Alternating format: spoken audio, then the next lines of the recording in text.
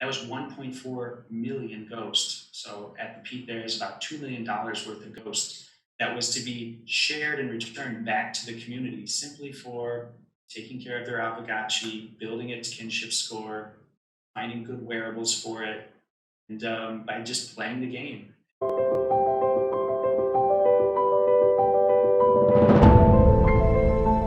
Hello everyone, this is Alex from Gains, and today I'm with Jesse from Aavegotchi. Yeah, thanks for having me. Super excited to be here.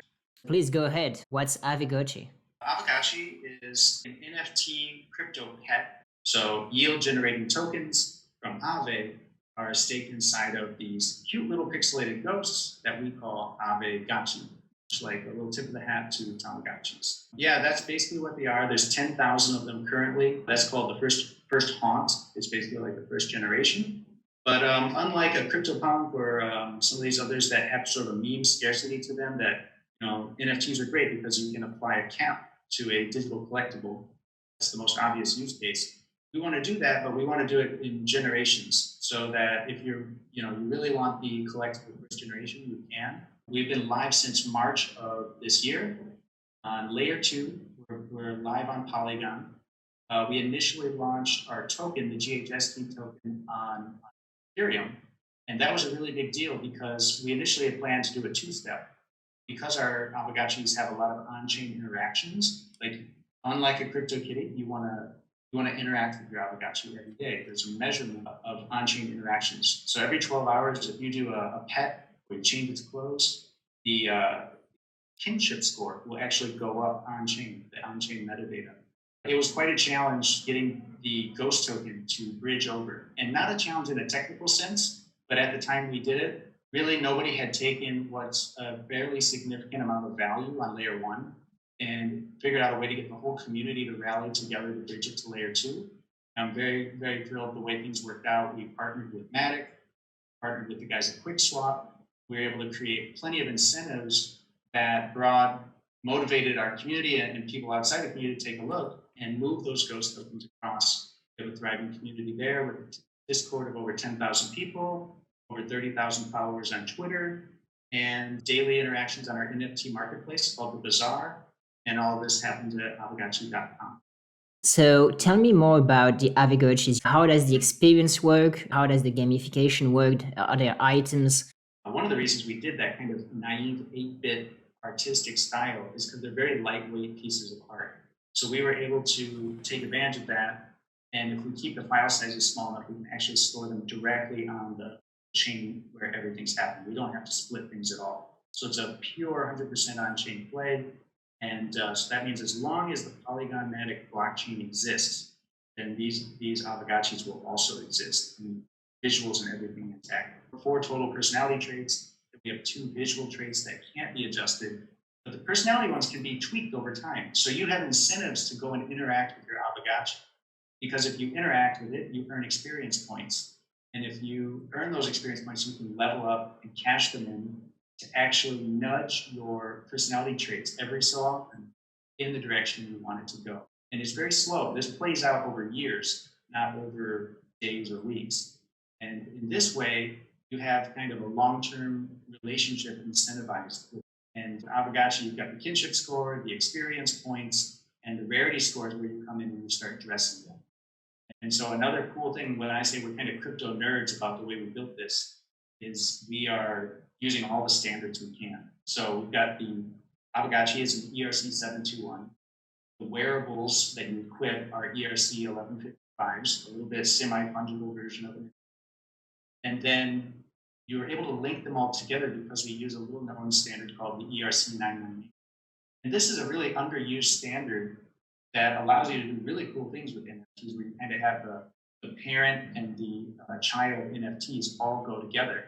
And so it's a gas intensive standard, relatively speaking. I think that's why it wasn't really adopted, even though it's been around for years. But being on Matic, we're able to use that, and gas is not an issue at all. So wherever your Aavegotchi goes, all of its equipped wearables will go. And that unlocks all sorts of cool possibilities, like the potential for a Web3 avatar. So if you really want to zoom out where we're really going with Aavegotchis, it's fun, it's cute, you can get attached to them, but ultimately it also has some really important real world potential use cases that we're exploring, like with DeFi. So interoperability with Aave, interoperability with DEXs, those are all things we love to explore with the Aavegotchi as an avatar. And so we had a whole section where every week we're dropping a new mini game created by the community. For example, they're usually like spin-offs of classic arcade games, Pac-Man, Space Invaders, Snake, those kind of games. And instead of a Snake or a Pac-Man, it's your Aavegotchi, and it's tied to your Web3, to your MetaMask wallet. And so at the end of the game, if you're achieving at least 500 points on Pac-Man or whatever it may be, then it's very easy for us at the end of the week to take a snapshot, airdrop everybody with some XP points to level up their output. And then on top of that, at Pixelcraft Studios, the core team here, we're very busy building out a metaverse that was just recently announced. And that's going to be kind of the central hub, the main world for access to all these other game experiences. So it's very, very exciting. Okay, super interesting. I'd like to ask you right away, where do you see Aavegotchi in 5 years? Are you thinking about mass adoption? How will things look like? What's your vision? This is the treasure map of the metaverse I just referenced, and each color kind of represents different resources. There's 4 in total. We call them the Alchemica, and you can get your FUD, your FOMO, your KEK. All of these things are available depending on where you are in this world to varying degrees. And your alpha, of course, the water areas are the alpha. So the Citadel is the home of the Aavegotchis. That's where they're safe. And there's kind of a protective layer away from those liquidators I mentioned. But the rest of the world is called the grid. That's open source for the liquidators and the gotchis to interact and hunt for alpha, FOMO, KEK, and so on. So yeah, I didn't mean to pull this up first, but I think it gives you a good idea of what's coming. Just what you're talking about now, we want to cross the chasm to mass adoption. We think that the Aavegotchi IP and brand and product is perfect for doing that. 5 years from now, 5 years is a long time. If you look here, we're projecting out to 2024 and 2025, and eventually we want to get to the normies and the techie no-coiners. Right now, just recently, we saw a publication that there's over 5 million monthly active users using MetaMask now. Huge growth. And so our first order of business is there are niches within niches inside of crypto. We just need to address that market here this year. That alone is already extremely exciting, and there's plenty of room for growth there. So everybody that has their MetaMask wallet and has never interacted with layer 2, a lot of people haven't messed with NFTs yet. There's so much room there. As that's going on and as the product rolls out, our metaverse is designed for 3 acts because it's built for mass adoption. So the pre-sales and the land sales that are coming are for the map I just showed you. And that is the first less than 50% of all potential parcels in the future. The rest will only get unlocked in Act 2 and Act 3, where it's basically the equivalent of a trilogy. So think of it in that terms, it makes more sense. If the first movie is a hit and there's enough demand and we are getting to our 1 million monthly active users and so on, then we're going to need to grow. And we've already kind of prepared the way for that with a storyline and a world that grows with it across 3 acts. And so it's a true RPG in that sense. And I think it makes for a much richer experience for everybody involved. We all want to get to chapter 3 and we all want to build our way there. So yeah, we're very excited for the realm and this yield-bearing land idea. Let's put it back on the map. You can see here, the first act takes place in this pink box. And this is very abstract, but it illustrates there's a lot of other things to go on in our universe that is yet to be played out. And so this will take us through the 5 years. A lot to explore beyond the Citadel grid here. You have a DAO, and DAO is actually kind of a meme for most projects. They don't have a DAO, but they say they're a DAO. So how did you achieve it? How did you have a community so involved that actually raises proposals, that votes? How does it all work? I think the reason we have such a great community is because they were there from literally day one, because we did a DAO ICO, a DICO, launched with a bonding curve. So really in the beginning, it was just me, Dan, and a very small group that was building this out. and then the DAO. And that literally just meant whoever came in and said, I'm going to trade in my DAI tokens on this pair with the bonding curve in exchange for ghost tokens. And they've been riding with us from literally the beginning. The only thing that existed before that bonding curve was pretty much a few memes on our Twitter. So that was where it kickstarted from. And so Discord has been obviously the best medium. We have a Telegram, we have Facebook groups, we have a great ambassadors program.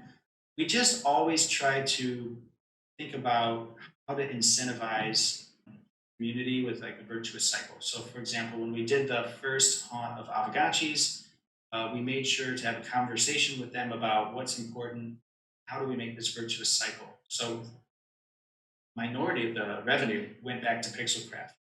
Then a majority of it went towards a rewards pool. 40% of all the revenue of that sale went into a smart contract rewards pool that funded the rarity farming season we just recently completed.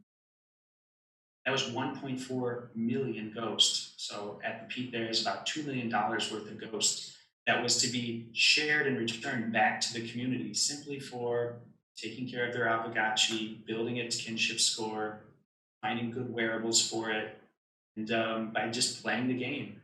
Voting in the DAO would earn you XP. So that's really it. It's just like finding ways to incentivize reasons to stay engaged and always being very transparent. Good to hear. Please tell us about the token, how it's integrated into the ecosystem. Is it inflationary, deflationary? What are the various incentives? Because it's on this bonding curve I mentioned. And a bonding curve is really just it's an AMM. It's kind of like a Uniswap, but it has just one pair, DAI and ghost token. And so I imagine it like a giant robot. And when you give it DAI, the robot mints you ghost, and it quotes you a price to mint that according to that curve. And as supply increases, the price goes up. And if people don't want their ghost anymore, they can sell it back to that big robot. It will accept them and give you DAI back at wherever the price is on that curve. So yeah, that's kind of a simple explanation of the tokenomics. And what that really means in the real world is that we have an awesome market maker there. So if you ever have a big liquidity, large purchase or large sale, you can go to the curve. It's always got the deepest, best liquidity. That curve is the only part of the Aavegotchi ecosystem that remains on layer one. So you go to layer one, aavegotchi.com/curve, and you can check it out. Then we're on Binance, we're on Kraken, we're on crypto.com. We've been very successful with a lot of listings this year. And so there's lots of good liquidity. The other great place to get Ghost is on quickswap.com, which is the Uniswap clone there too. What we really were trying to build there is something that makes sense for a game economy. So it's an in-game currency, but it's also Ghost is the DAO governance token. So the more Ghost you have in your wallet, the more power you have in these votes I was just talking. Cool. Yeah, all the links will be in the description for the website and anything else in documentation you guys want to check out. Write a comment if you have any questions for Jesse or join their Discord. That's probably the best place. Drop a like, share the video if you liked it, and see you for more interviews. Thanks, Jesse. Thank you so much.